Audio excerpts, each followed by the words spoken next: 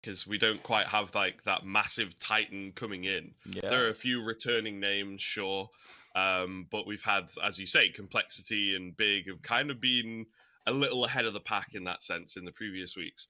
For me, maybe Secret, maybe Hard Legion. I think it's very early to call it, right? It all depends on what versions of the teams come to play. But Syman at the same time could give a really good run to Secret in this very first matchup. So I mean, I think it's a bit difficult. I think Hard Legion will definitely make it though. I'm gonna put a bit of money on that. Hawk, I feel like this guy's like ignored the fact that Heroic. I'm gonna yeah, I was going to say Heroic's probably the easy choice, and then I thought like maybe Spirit have a decent chance as well. I was going to say Heroic is recently the easy choice, and then I thought like maybe Spirit have, because Hard Legion play Heroic first as well. That's a big prediction. Oh, wow. So you're going with Hard Legion and Spirit as our finalists. All right, let's see this. It should be interesting. I don't actually remember the exact bracket, Ross. That might not even be possible. But regardless, well, there you go.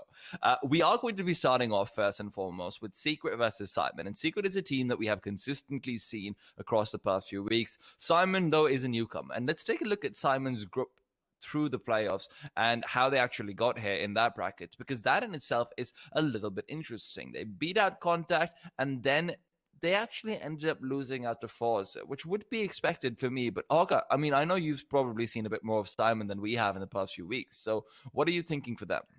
Yeah, I saw them in a couple of games recently, and they've looked very up and down, very inconsistent. I've seen some games where they've looked pretty good, where the team play is looking on point, and then there's been some games where they have really underperformed against teams they shouldn't have. So it really feels like a team that's hit or miss right now, and that's kind of concerning heading into the playoffs. You don't want to be in a position where you're not sure if you're going to turn up or not. You're not entirely sure which players are going to show up. That's kind of worrying, but if they hit their peak, I think they can compete against Secret. It's just a case of whether they actually get to the level we know some of these players are capable of.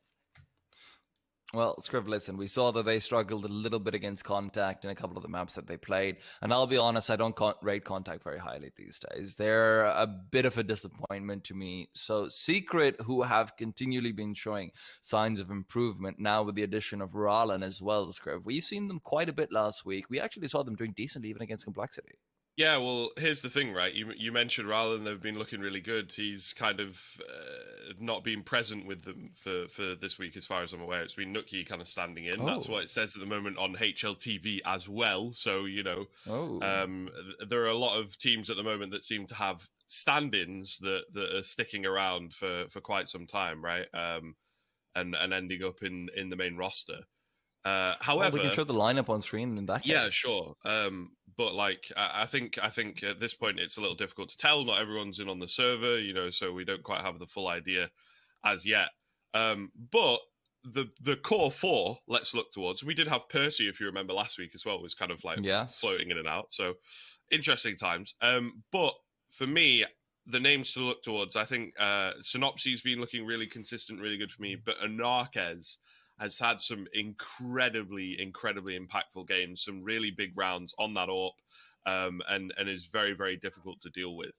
I think he's a really, really scary member of this team, and sometimes is able to put the team, you know, on his back and carry them through. You'd hope that wouldn't be like a consistent thing, and that the rest of the team can sometimes help him out, but he is definitely capable. Well, that's true, but I mean, listen, I feel like you're forgetting Juan Fracho entirely. He was the ultimate superstar for their team as well. Had some fantastic moments right there. Best not underrate him. Regardless, Hawker, from here, you know what? We've got ourselves some additional information. We've got ourselves the fantastic tell-all map veto. And the veto comes through like this. Syman picks out Train, Secret picks out Mirage, and then Dust, who is left over. So we'll go over these one by one. Syman picks Train whenever they can, Hawker. It's their map to play, but it's not always their map to win.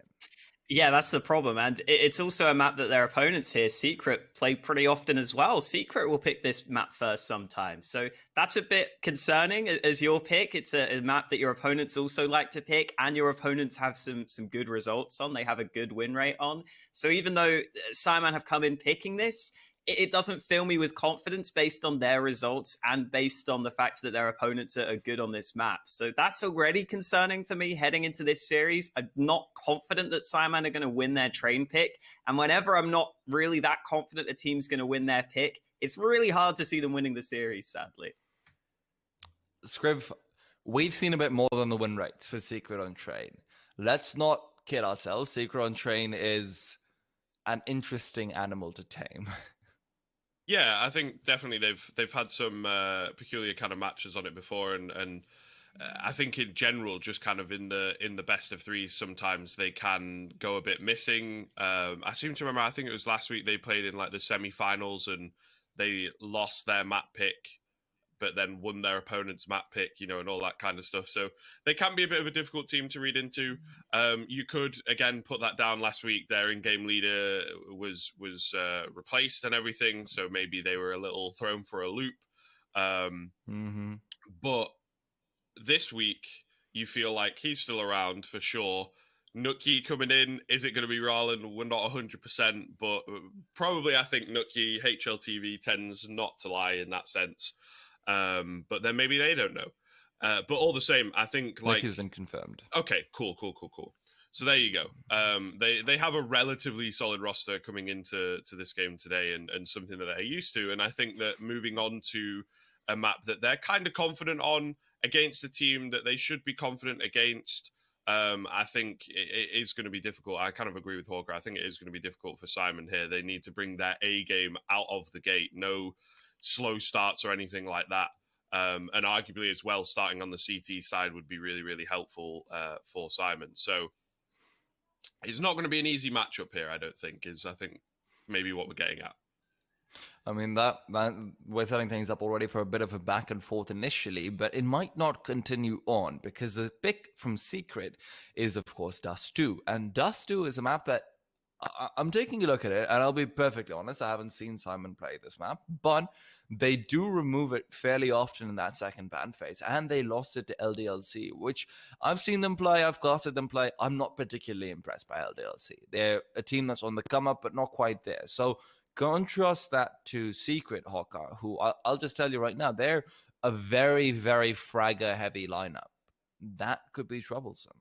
Yeah, definitely. I think that LDLC team right now is still trying to find their feet with some of their players. They have a couple of good players in that squad, and then some of them are struggling a little bit. So to see that loss against LDLC, not particularly convincing. Again, I think that's kind of the overall consensus on this Syman roster, is that even when they get their wins, I never feel they're too convincing. That they have seemed a little shaky recently, just in terms of their results, just in terms of some of the wins they were getting.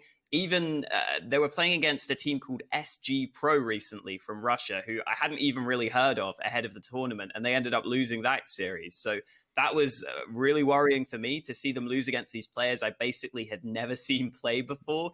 That's not the Syman I'm used to seeing. I'm used to seeing a team that comes out swinging, that has all these scary players that can always compete individually. And sometimes recently that's just not been there. So on Dust 2, you need your individuals to show up. And that's not always been happening for Syman recently. And Scrib, on the other hand, we have Anarquez, we have Juan Flatro, we have Nuki. Those are individuals who show up. Yeah, I mean, I think this whole Secret team is kind of built around that, honestly. At least initially, that's where they were impressing people early on before they were picked up.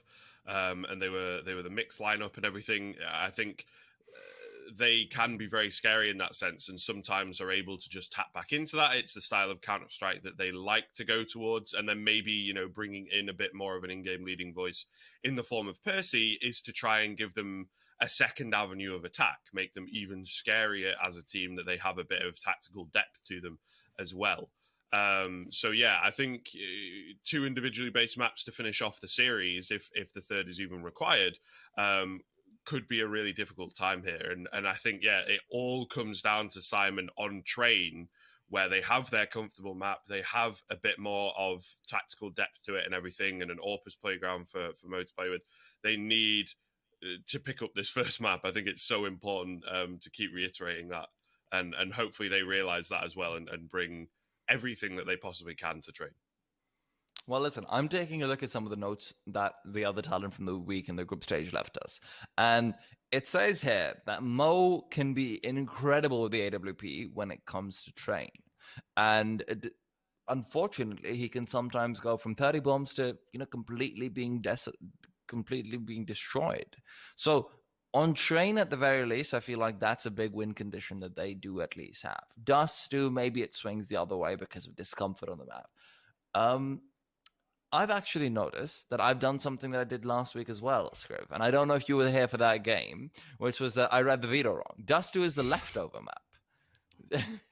Okay, Dustu is not the pick. It's actually Mirage that is Secret's pick, which is also very, very interesting because that's where Hawker, we can maybe see a lot of, comfort level on Op v Ops because Syman, if I'm not wrong, is slightly more comfortable on Mirage than they are on Dustu. Yeah, I think they play a little bit more, so that might give them some help there. But in the games I've seen recently from Syman, especially on their CT side, they were really struggling to hold the A site against